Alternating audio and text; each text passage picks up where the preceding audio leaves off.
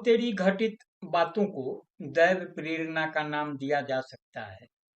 जैसे कि 2020 में ही एक दिन अचानक मुझे उर्दू सीखने की इच्छा हो आई और मैंने सीखा।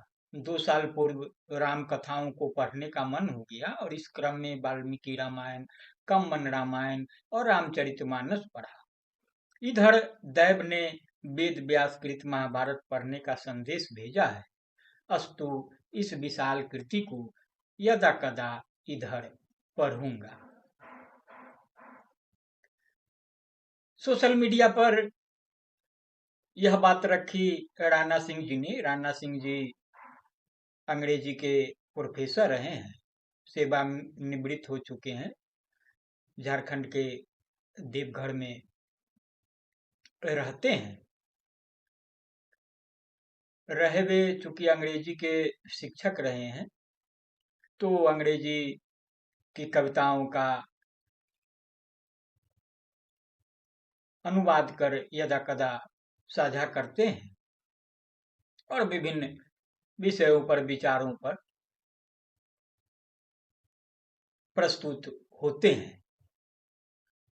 मेरा आग्रह होगा कि जो वेद व्यासकृत महाभारत की बात राणा सिंह जी कर रहे हैं और जो बातें उनके माध्यम से कही जाएगी, आप उसे संजीदगी से सुनेंगे, गुनेंगे और प्रतिक्रिया से मुझे अवगत कराएंगे। प्रतिक्रिया आई भी है, उससे भी मैं आपको अवगत कराऊंगा, लेकिन मेरा आग्रह होगा कि संजीदगी से सुनेंगे, गुनेंगे और जो आपकी प्रतिक्रिया होगी वह भी संजीदा ही होगी। तो आगे बढ़ते हैं। अद्भुत गाथा है महाभारत। इस महाकाव्य का रचनाकार वेद व्यास या जो भी रहा हो, उसने कथा के प्रारंभ में ही कौरवों और पांडवों के अवतरण को लेकर क्षत्रिय कुलों का जो छीछालेदर किया है, वैसा शायद ही दुनिया के किसी भी साहित्य में किसी लेखक ने किया हो। कौरव और पांडव वंशों की कल्पना ही जारज कुल के रूप में की गई है। जब कोई कथाकार अपने पात्रों को गढ़ता है तो निश्चित रूप से वह उनको एक सामाजिक ताने बाने में रखते हुए उनके विचारों, कर्म और परिणामों को अपनी कथा में प्रस्तुत करता है। शेक्सपियर ने भी कभी एक जारज पात्र की कल्पना की। उनकी महानतम कृति किंग लियर में ग्लॉस्टर का जारज पुत्र एडमंड है। वह बहुत तेज तर्रार, होशियार और सुंदर, जो नैतिकता की तमाम मर्यादाओं को ध्वस्त करते हुए पिता, भाई, प्रेमिका, बादशाह सभी से छल करता है और दुष्टता का इतिहास रच देता है। जिसके कुकर्मों के चलते उसके सौतेले भाई का देश से निष्कासन होता है, उसके पिता की आंखें फोड़ दी जाती है, राजा के संपूर्ण परिवार का विनाश हो जाता है और निश्चित रूप से खुद उसका भी अंत में नाश होता है। क्या महाभारतकार को कुछ ऐसा ही अपनी इस महान कृति में दिखाने की मंशा थी? ये सवाल हैं, तो इस सवाल के जवाब भी आए हैं। नितिन त्रिपाठी लिखते हैं, महाभारत के इस पहलू पर आपकी टिप्पणी बेहद रोचक है। जारज कुल की अवधारणा खासकर राज परिवारों में महाभारत में मानवीय कमजोरियों, राजनीति के ताने बाने को दिखाने का माध्यम बनती है।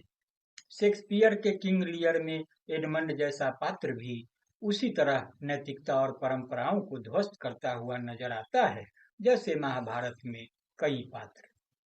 महाभारतकार शायद यह दर्शाना चाहते थे कि कुलीनता, रक्त संबंध और अधिकार की परिभाषा महज जन्म से नहीं बल्कि कर्मों से निर्धारित होती है। यह कथा दैवीय और मानवीय दोनों पहलुओं को जोड़ते हुए समाज और सत्ता की जटिलताओं को उजागर करती है। शायद इसी जारसता के भीतर ही नैतिकता और अनैतिकता के बीच का संघर्ष छिपा है। छोटेलाल यादव की टिप्पणी है कि महाभारत शिक्षाप्रद मनगढ़ंत काल्पनिक कहानियों से भरा दुनिया का सबसे बड़ा महाकाव्य है, जिसे महर्षि वेदव्यास ने गणेश की सहायता से लिखा है। यह कितना सच है पता नहीं, इसका वास्तविक लेखक कौन है, यह एक रहस्यमयी पहेली बना हुआ है। रियाज अहमद खान कहते हैं कि मैं पुनः इस सीरीज को देख रहा हूँ।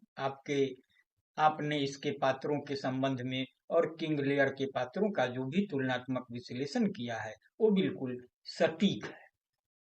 तो अमरेंद्र प्रताप की प्रतिक्रिया है कि जी, पत्नोन्मुख तो तभी से हो गया जब वृद्ध शांतनु कुल मर्यादा का त्याग कर एक मल्लाहिन के लिए देवव्रत जैसे महान पराक्रमी पुत्र को उनके वाजिब हकों से वंचित कर दिए।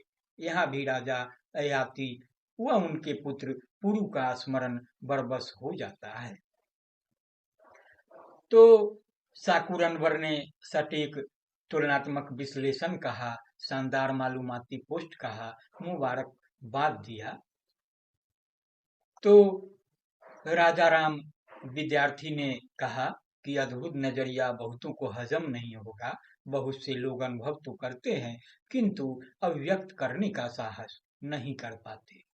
अरुण द्विवेदी ने लिखा, नया सीखने की प्रवृत्ति हमें नया बनाती है। उर्दू सीखने और म्यूजिक सीखने की इच्छा मुझ में भी प्रबल हो रही है। अंजनी कुमार सिंह ने कहा, एकदम ठीक पकड़ा है आपने। घृणित कथा वस्तु और क्षत्रिय विनाश गाथा का आख्यान है यह ग्रंथ। उन्होंने ग्रंथ की जगह ग्रंथी का भी उल्लेख किया। तो चांदनी पांडे की प्रतिक्रिया आई, सर हनुमान प्रसाद पोद्दार भाष्य महाभारत पढ़िए, वामपंथियों का नहीं। कौरव सोमवंशीय क्षत्रिय थे, तत्कालीन समाज के सबसे प्रतिष्ठित क्षत्रिय। स्वयं महाभारत प्रमाण है। अब विश्वसनीय लगे तो बोलिएगा, श्लोक लिखकर भेज दूंगी। जाहिर है इस पर सवाल भी आए। नितिन त्रिपाठी ने चांदनी पांडे से पूछा, मुझे वामपंथियों वाली महाभारत पढ़नी है, कृपया उसके प्रकाशक का नाम बताने का कष्ट करें। तो राणा सिंह ने चांदनी पांडे को जवाब दिया, गीता प्रेस से प्रकाशित महाभारत 6 खंडों में है, उसी को पढ़ रहा हूं। तो जो अब तक राणा सिंह की बातों पर जो प्रतिक्रिया आई है और उस पर जो प्रतिक्रिया हुई है वो सकारात्मक है। मुझे उम्मीद है कि आप भी प्रतिक्रिया देंगे। बहस को एक नया आयाम मिलेगा, नई बातें आएंगी जिसे भी संजीदगी से सुना जा सकेगा। मेरा मकसद भी यही है। तो मेरा आग्रह होगा कि आप प्रतिक्रिया से जरूर अवगत कराएंगे। हाँ, लाइक करेंगे, शेयर करेंगे। और अगर आपने अब तक न्यूज़लेटर विद राकेश रंजन को सब्सक्राइब नहीं किया है तो सब्सक्राइब भी करेंगे। नमस्कार।